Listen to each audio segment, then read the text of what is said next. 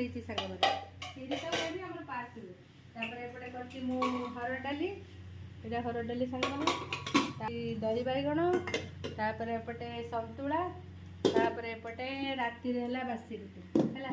ମୁଁ ସ୍କୁଲରୁ ଆସିକି ଏତିକି ସବୁ କାମ ସାରିଛି ସାଙ୍ଗମାନେ। ସ୍କୁଲରୁ ଆସିକି ନୁହଁ, ମୁଁ ଅଧା କାମ ସାରି ଦେଇକି ଯାଇଥିଲି, ତ ସେଥିପାଇଁ କ'ଣଟା କଲେ ଶୀଘ୍ର ହେବ ସେଥିପାଇଁ ସବୁବେଳେ ଆକ୍ଟିଭ୍ ରହିବାକୁ ପଡ଼ିବ ହେଲା। କହିବ ଏଇ କାମ ପରେ ସେଇ କାମ କେବେ ହେବନି, କରି ଚାଲିବ କାମ ହେଲା ମୋ ପରି।